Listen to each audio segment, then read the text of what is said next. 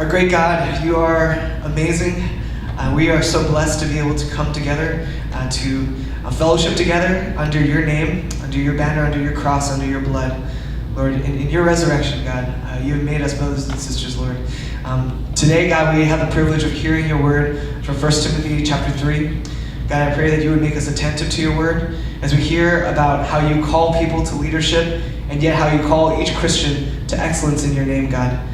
May we be changed. May we hear your gospel tonight. I pray this in Jesus' name. And would you work through Pastor David? Would you work through David, our speaker tonight? And just would you speak a word through him, Lord? I pray all this in Jesus' name. Amen.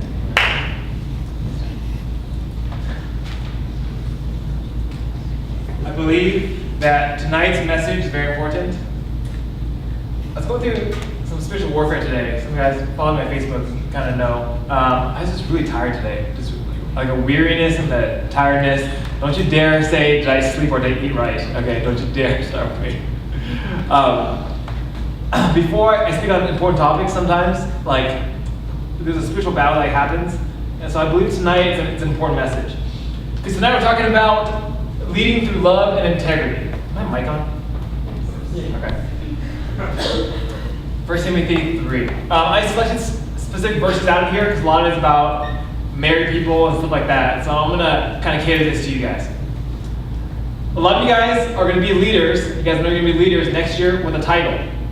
Some of you are going to be leaders without a title. And I'm actually glad I'm talking about this because when I was in college, I did not have a title when I served. All right, I pretty much went through all 4 years. I did a lot of serving and stuff in the church. I didn't have a title. Because leadership is not about a title. Leadership is about who you are. If someone has to, you have to have someone call you a leader, then you're not a leader. People know who leaders are. People know who leaders are because who they're called by, Jesus Christ, who they become, your integrity, and how you care for others. Who you're called by, Jesus Christ. There's a call of leadership. You're not by accident. There is a call on your life that God has put in you, and you lead in something. And that call has been put there by God. And who you are, your integrity, is keeping that call, is being faithful to that call. And leadership is this. Always remember this. It's how you love people. If you get anything from tonight, it's this. You lead through love. You don't lead because you're smart. You don't lead because you're buff. All right, or you're skilled. All right, it's stupid. People think I'm really good, I'm buff. It's really stupid. You have skills. You tested high some kind of score. All right, you have money, or you're good looking, or you're tall. Because tall people are better leaders. Studies show. They're not. People think they're better leaders. Okay, history is shown. But be known for your love. All right, so let's start with this. Next slide. I promise I'd make fun of this person. All right, so Chio's actually here. So I promise I'd make fun of this person.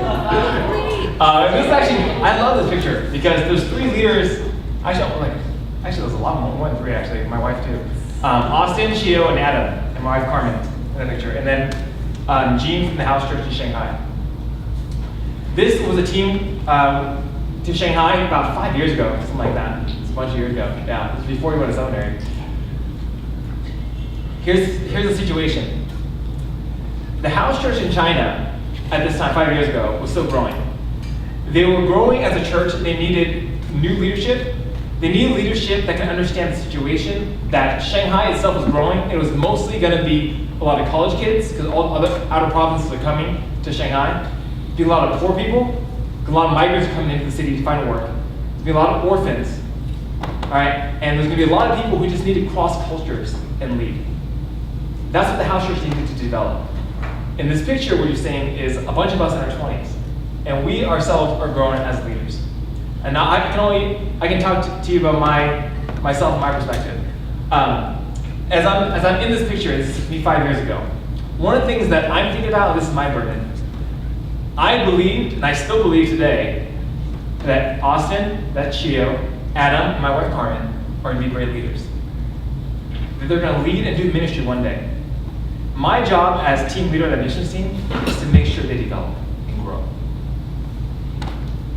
Yes, it's to accomplish the mission of doing a great mission trip and outreach and share the gospel. Yes, those things are all true.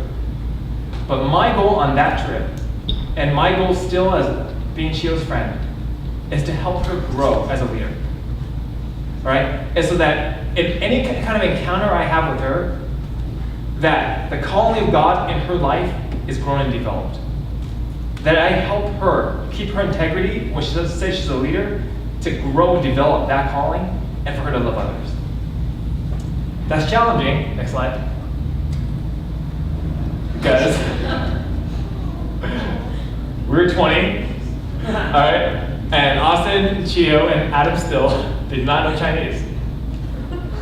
All right, we were in Shanghai and we were serving and doing all these things, and I was confused. Like, I like Adam's face. He's like so confused.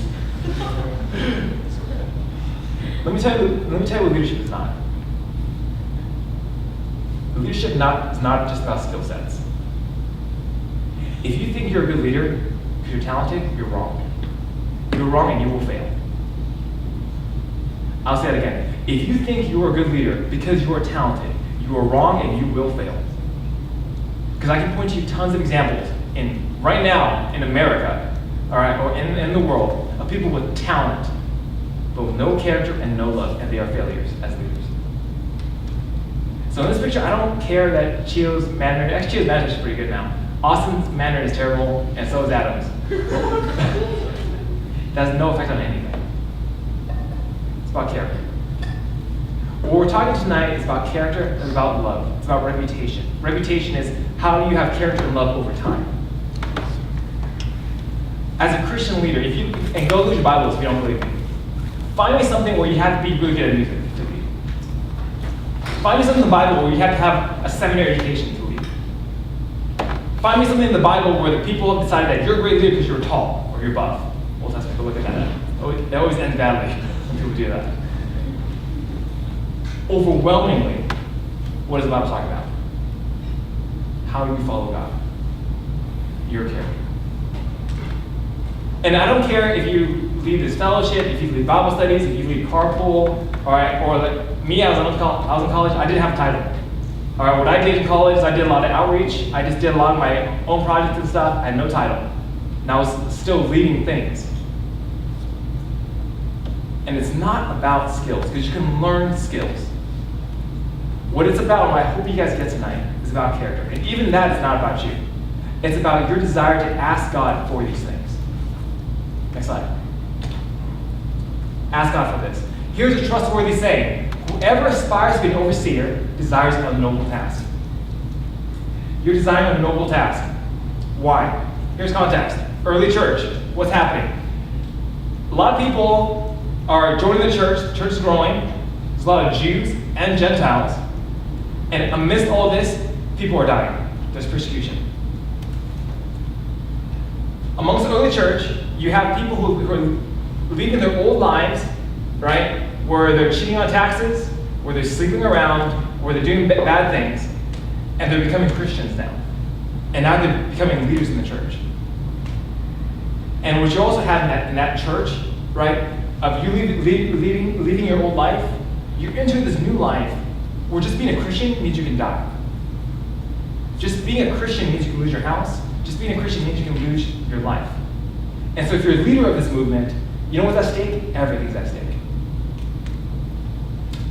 Whoever aspires to be an overseer desires a noble task. Our American culture makes leadership something you write on your resume, makes something to be proud of. But understand this, to the early Christians, it meant sacrificing the safety of your family and yourself. There's a cost. There's a cost to you today. Your old self must die.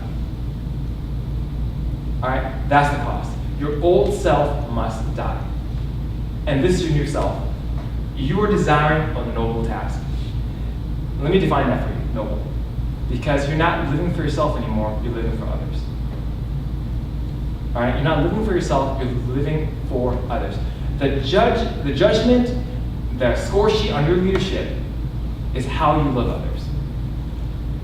So when I talk about our team with Chio, Austin, Adam, my wife Carmen, look, when I led that team, I was like 25 years old. Do I think I was perfect in my skill sets? No, ask them. I did a lot of things terribly.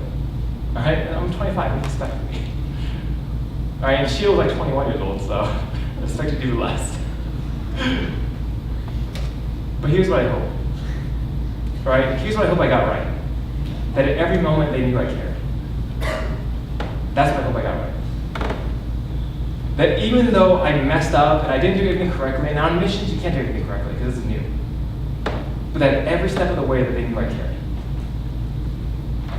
That they didn't have to go through their day and be like, man, David's going to tell us to do something stupid again because he wants to leave for the sake of leading. But I hope that the way I was being judged, and this is the way I judged myself back then too, is not how good I was at stuff, right? But did I honestly care? And if I want to grow as a leader, what's my task? What's my noble task? Care, love. When Jesus dies on the cross, right, he looks at Peter, he talks to Peter, he gives Peter one thing that he must do. Peter, remember? Feed my sheep. These are the last words of Jesus to Peter. Jesus says to Peter, feed my sheep. Obviously it's metaphorical, right? Love, care for them, be a shepherd. Right? Treat them as if they're under your care, that they will not eat unless you feed them. That's care, that's love. That's the noble task. I'm setting this up. That's what leadership is. Next slide. All right. Talk specifically, this is both genders, but especially to men. The women's slide's coming up next, but this is for the men. He must also have a good reputation with outsiders, so that he will not fall into disgrace and into the devil's trap. Reputation. What is reputation? Your name is your reputation. Your name is your reputation.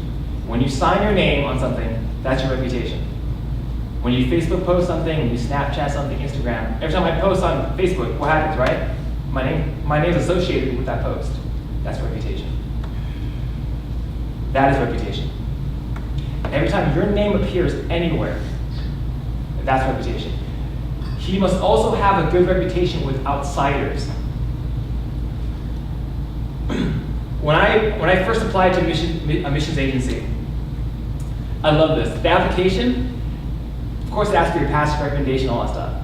It asks for my employer's recommendation.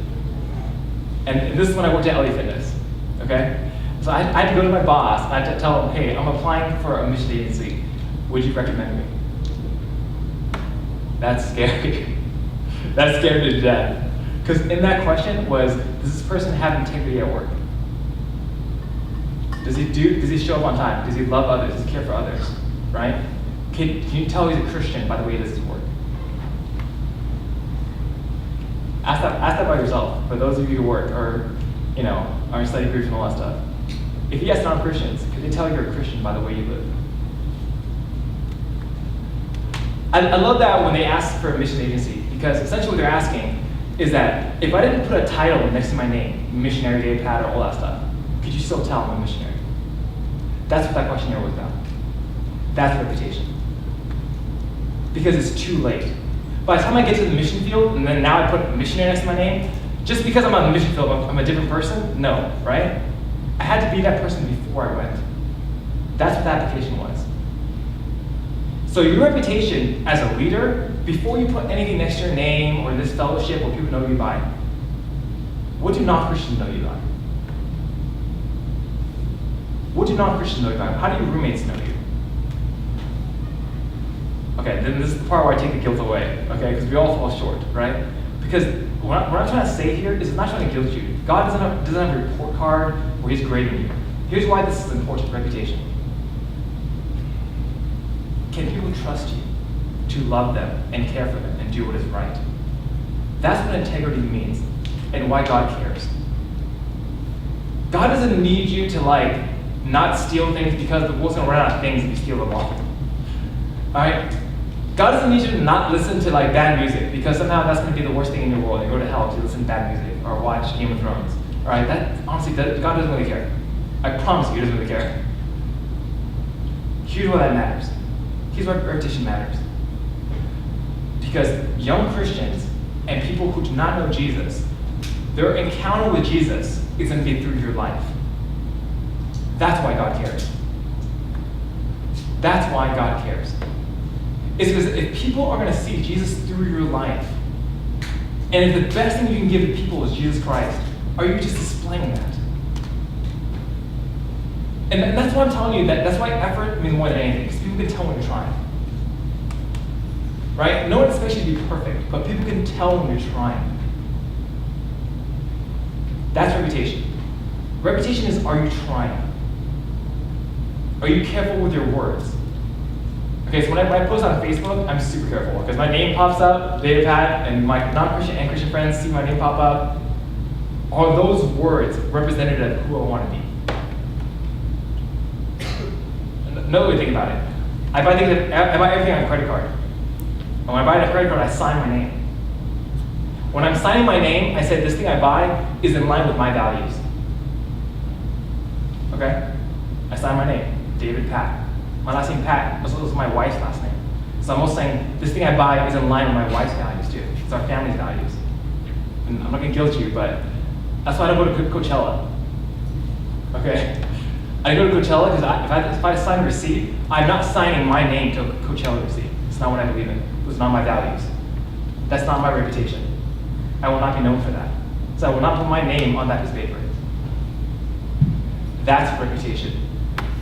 Will you associate your name and what your family stands for and what you stand for as a fellowship with whatever you're buying, with whatever you're doing, whatever you enjoy doing? Will you associate that with yourself? I actually like how we're making like life shirts and sweaters and stuff like that. Reputation. What will it stand for?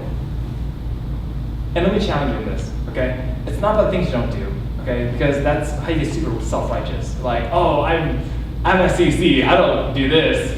I don't watch that TV show, I don't listen to that music, I don't do that. What do you believe in? What do you believe in? And how is that the things that you believe in and do, how's it help others? That's reputation, right? Non-Christians, I mean, most of the time they know us for what we don't do, right? We don't smoke, we don't drink, we don't do all these bad things. But what do you invest your time in, and what do you do? Here's something, that really encouraged me. When I was in the Marines, all right, the military could be really hostile to Christians. I never got flack for it. All right, I never got flack. When I was in the Marines, I led worship and stuff. Here's a funny story. I was at Officer Candidate School. It's like boot camp for officers. And so the first day, it was like 600 people. Because we all went to chapel to get away from the instructors. All right, so it was like 600 people. All right, and there was no amplified sound. I don't think they planned this well. And there's one chaplain, he was leading music, and you can tell like he did not know how to play guitar. And he was like, he could not strum, and he was just struggling, right? I'm like, dang, we're gonna be here 6 weeks, and this is gonna be this every night. And me, afterwards, I'm like, hey, I'm not the best, but can I just lead worship? Like, at least I can keep it strong, right? It's like, oh yeah, please do it. And I led worship for the rest of the time at OCS. People appreciated that. Even guys who were not Christian. You know why? Because they knew I cared. Just in that small act of leading music, they're like, dang, this guy isn't Christian and he cares. So even there are a lot of Christians, non-Christians at chapel, because they just want to get away from instructors. But they saw that I was actually passionate about music. Non-Christians are cool with that. Like even something as small as music, they're like, dang, this guy says he's a Christian and he's consistent with what he says. That actually seems like a small thing, but reputation-wise, that means a lot. You must have a good reputation with outsiders so that you will not fall into disgrace to the devil's trap. Here's the trap. The trap is two things. One, you make leadership, you use the title, and you try to hide within the title. You try to hide. And this happens to some people, but it happens at a higher level, so especially the pastors and stuff. You try to hide and make people think you're holy because of your title. So you live this terrible life, but then you're like, oh no, but I'm a Christian, so then you must think good of me because I'm a Christian. All right? Or I see like pastors and other people, they're like, well, I'm a pastor, so I must be good for something, right? It's a trap. It's a trap. You're using it in reverse. And that leads to disgrace. Be a leader first. Have reputation first. And then it will make sense when you tell people that you're a leader. All right, and this is especially for men. I just want to give you some practical knowledge. You don't have to be good at a lot of things. Okay? But also this, don't be good at stupid things. If you're a guy. All right, this is just practical advice, not in the Bible, this is Dave had knowledge now. Don't be good at stupid things.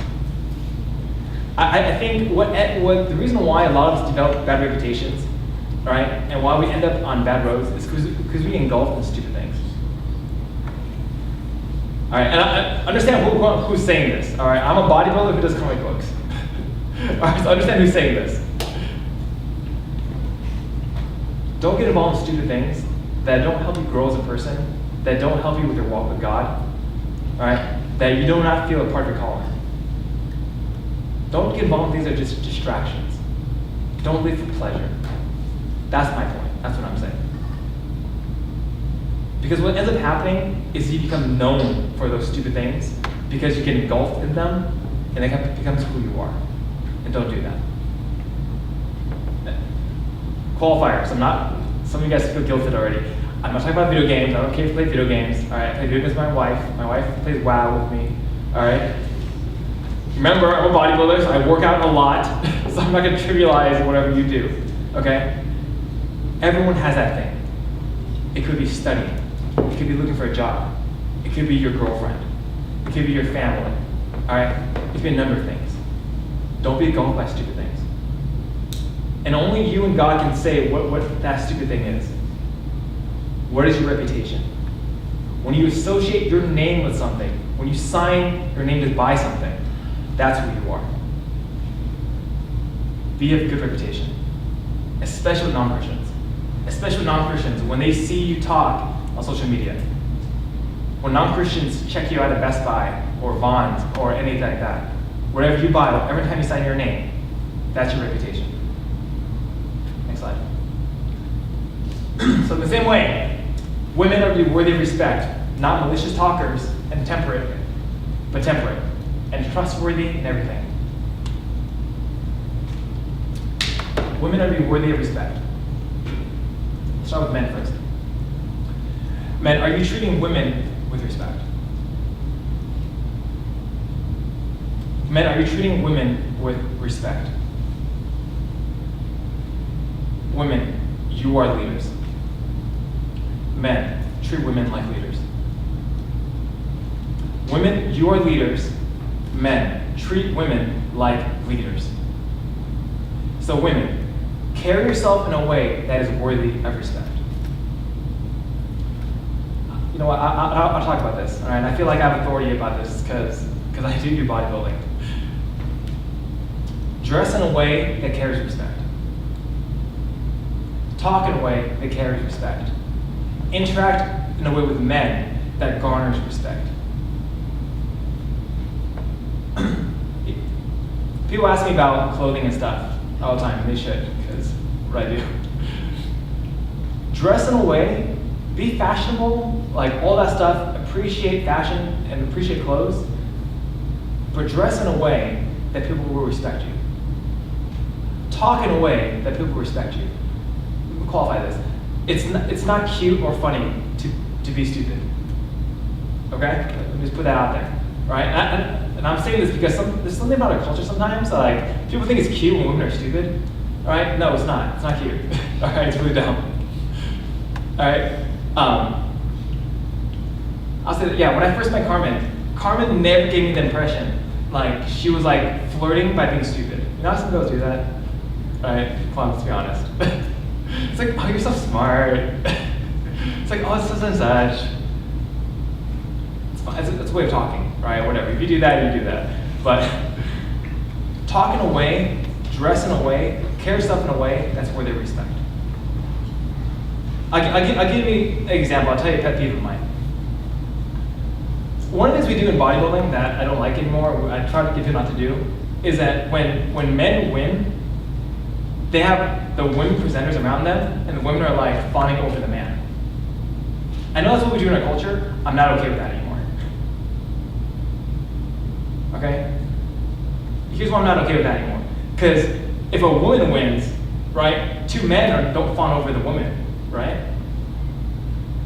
So I'm not okay with that anymore because basically it devalues the woman. But that's just a small example. Women, don't put yourself in situations where it devalues you. Carry yourself with respect. Because I'll give you an example. At a bodybuilding show, I wouldn't let Carmen present trophies like that. I wouldn't let Carmen like fawn over a man like, look how awesome he is, I'm just here to present a trophy to him. I would never let her do that. All right, so I'm like, Carmen, you have a master's degree, all right, and you're a counselor, and you care for families. You're not gonna fawn over a man, that's so stupid. Women are to be worthy of respect. Women, carry yourself with respect. Don't be not malicious talkers, but temperate and trustworthy in everything. And this is how you get respect. Temperate. It's okay to have emotions, right? But to be in control of those emotions. And with that, trustworthy. So when life gets overwhelming, and I'm gonna give you examples of this after. When life gets overwhelming, your word carries something. So that what you say you're gonna do, you're gonna do. Let's go to some examples. Next slide. Resolve, Jonathan Edwards. Here's the men's example. Jonathan Edwards, hope you guys took US history and did well on it. I probably didn't get to disclose your ass. But the Great Awakening, all right, in the US, in the 1700s, something amazing happened. A bunch of people got saved. A bunch of people got saved and public morality changed. Like overnight, like drunkenness and debauchery and adultery, like sleeping around, went down. And for some reason, a bunch of people got saved and a bunch of people became Christian and started doing good things. Jonathan Edwards was the reason why. What happens when you lead well? Everything changes. What happens when you lead music well here at CDC? Everything changes. What happens when you lead Bible study well? Everything changes. When you lead small group well, everything changes. People's lives get changed. For Jonathan Edwards, that was on a large scale. All right, for Jonathan Edwards, it meant like the entire U.S. was shaped by him, the Great Awakening. It's actually a testament to not just his ministry, but his family. They did a study like 100 years after Jonathan Edwards died. There were 160 families in the U.S. with the Edwards name, all right, with some kind of direct lineage to Jonathan Edwards and his wife. Of those 160 people and families, a lot of them were pastors, lawyers, judges, senators. Pretty much the American leadership landscape was his family. When you lead well, everything changes. This is how you do it. Next slide. This is what he did. He made resolutions. He took his life seriously. He wasn't good at stupid things. Resolution 1, I will live for God. Resolution 2, if no one else does, I still will. Now, this is a lot to the men. When you're on an island, and when you're the only one that believes, will you still lead? Will you still live for God? Resolution, I will live for God. If no one else does, I still will. Men, be starters, be catalysts. When I first started doing Shanghai missions and all that stuff, right? It was frustrating for me because being at UCSD, I felt like a lot of people were chasing careers, were chasing security in life. And I use this example a lot. I will keep using it because it's always with me. One of my friends who did outreach ministry with me, all right, he was a great evangelist. All right, he would go up, he would do outreach on campus, like, walk around campus, talk to people. Even when no one else showed up, he would still go. All right, and when I was looking for people to go on missions with, I was like, dude, this guy, go on missions with me. He didn't want to go on missions. Okay, and then after college, I was like, hey, go to seminary, dude. You'd be like a great evangelist, be a great pastor. He didn't. He got a job at Apple and stopped doing ministry altogether afterwards. Because his priorities, even though he was doing evangelism and outreach, his priorities were his career. His priorities was making money. And he made a ton of money at Apple. He made a ton of money. He goes, I see him on Instagram all the time. He's like, he goes to Coachella, Burning Man, all that stuff. 1, I will live for God. 2, if no one else does, I still will. At a certain point in leadership, everyone around you is not going to believe in it anymore. At a certain point in leadership, right, you guys were all excited when you first started. At a certain point, no one else cares. And I'm sorry, if you go to Coachella, I'm sorry, I'm going to make fun of this. If everyone goes to Coachella, don't. If no one else does the will of God and does Christian things, I still will. That's leadership. And this is why it affects others. Because others want to do it too, but they're scared. So lead them. That's what leadership is. All right? Because there are other people who want to do outreach, who want to do worship, who want to do prayer ministry and study the Bible and stuff like that. And no one wants to lead Bible study. You do it. If no one else does it, I still will. Be that person. Okay? Be that person.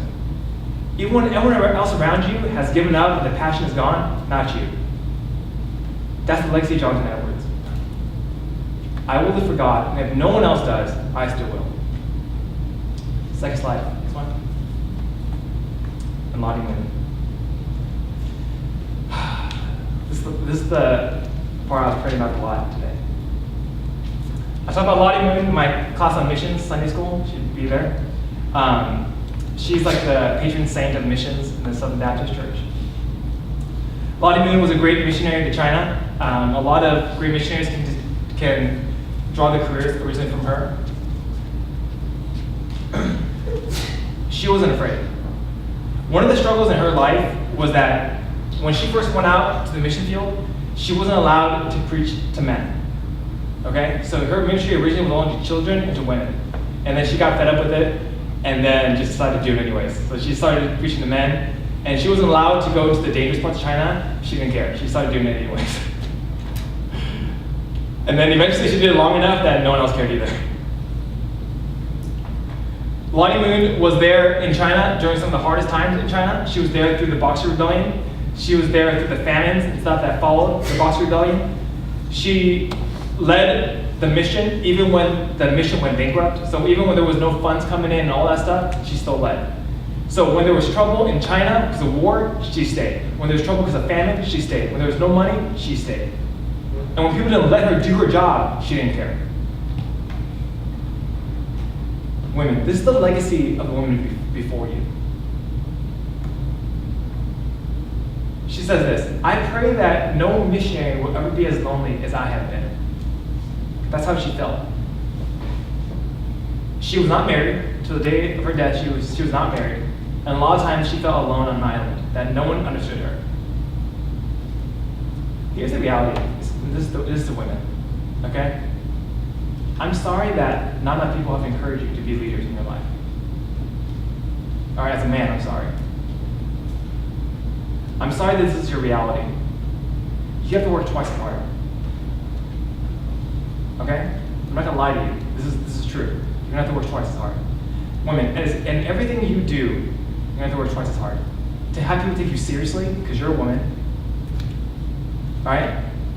You're gonna work twice as hard because people tell you the things you can't do because you're a woman. And you're gonna be afraid because you're gonna be lonely, and you're gonna feel like, your own parents will encourage you to do other things that are safer. Don't listen to voices that are not of God. Resolved. 1, I will follow God. 2, if no one else does, I still will.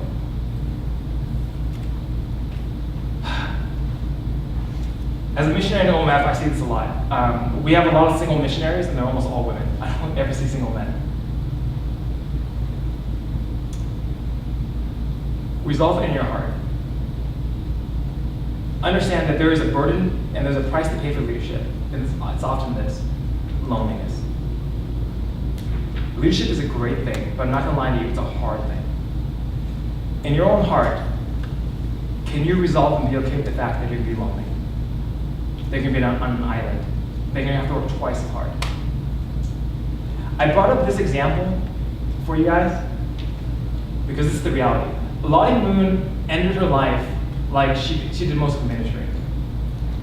Lottie Moon, her entire life, she fought and she fought and she fought. All right? And the conditions around her were never good. When her own Southern Baptist convention sent her out and then told her all the things she couldn't do. And then when she was there, a war broke out, and then there was famine, she had no food. At the end of her life, she tried to get more money from the convention, and she couldn't get enough money there, and so they couldn't relieve the famine. And then at the age of 70, she was giving her food to the Chinese. And then because she was so malnourished, she died of malnourishment. Her death was just like her life. It was just pain and difficulty. So, and this is the reality for women in leadership. If you want to be a woman in leadership, I'm sorry, it's going to be twice as hard. You're going to have to fight for respect. You're going to have to fight for the things you want to do. So let me ask you, do you still want? Let me ask you, do you still want to do it?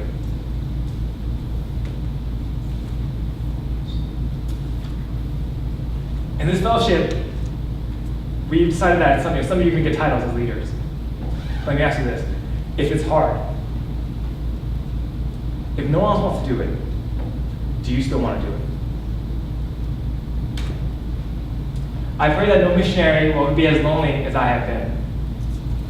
I like that quote because the reality is that a lot of missionaries are as lonely as she was. The Christian legacy is this, and leadership is this. We want to be like Jesus. We want to be like Jesus. And the way that Jesus lived and the way that Jesus died, that's our legacy. And that's leadership. If your leadership looks in a way that does not look like Jesus, there's something weird about that. Right? I mean, that's one of the things I struggled with. When I went to seminary and stuff, and I paid my way through it, I was like, dude, I'm in $80,000 in debt, right? Like, I'm not sure if I can get married because I have no money for a wedding. All right, and when I come out, I might not make any money. I don't know if I can get a visa to China. I don't know if all this stuff. And you know what I struggled with? I struggled with, like, if I'm such a great leader, why is everything so hard? Right? If this is my calling, God's calling on my life is so great, why is it so hard? Who are we following? If you want to be a leader, like the way Goldman Sachs and Bank of America leaders are, go do that. Your life will turn out like their life. You'll have a big house, you'll have a car, you'll have a 401k, and when you get fired, you get $20 million. Right? Go do that. That's your legacy. If that's the leader you want to follow and become, be like that. I promise you will have financial security and all that stuff. If you want to be a Christian leader, you want to follow Jesus, look at the life of Jesus. How did his life end up? In his life here is pain and loneliness. In the life to come is glory. Result, I will live for God. If no one else does, I still will.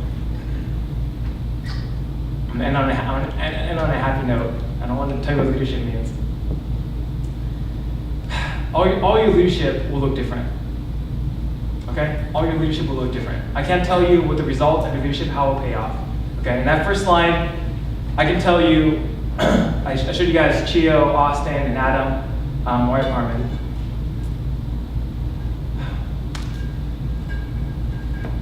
When I look at that picture, I think about the price I had to pay to have that picture come true. I had to struggle through 4 years of seminary, paid about $80,000 in debt, and all that stuff. I look at the way Chio is today, Austin is today, Adam is today, Carmen is today. It's worth it.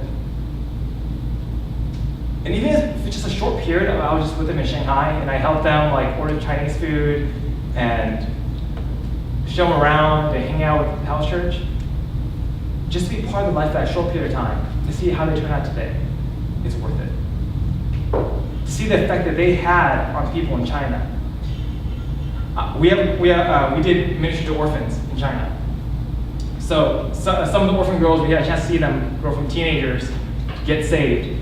And now we have one of the girls applying for a visa to do missions with us. Okay? She went from a boony little town you can't find on a map to getting saved, and now she wants to be a missionary because of the people on our team. I'm not saying it wasn't hard. I'm saying it's worth it. I'm saying it's worth it. And I do want to end with this. And those orphans are girls. Almost all the orphans are girls. And they want to be leaders. So especially to the women, all right? When it's lonely, when no one else believes you can be a leader, right? Will you still do it? Especially the women here, okay? Because I don't feel like we encourage you enough. Agitate. Agitate. Remember this word. Some people will think that you can't be a leader because you're a woman. That you shouldn't teach people the Bible. All right, whatever that means, I'm just saying this. When you speak, let it be the Bible. Let me just leave it at that. I don't care what your theology is. Let me just say that though, right? Is that fair? If you're a Christian, when you convey truth, let it be from the Bible, not from whatever you believe and all that stuff. Let it be from the Bible. And if people don't think that you should lead or share Christ with others, right? If people don't think that you should share Jesus with others, they're wrong.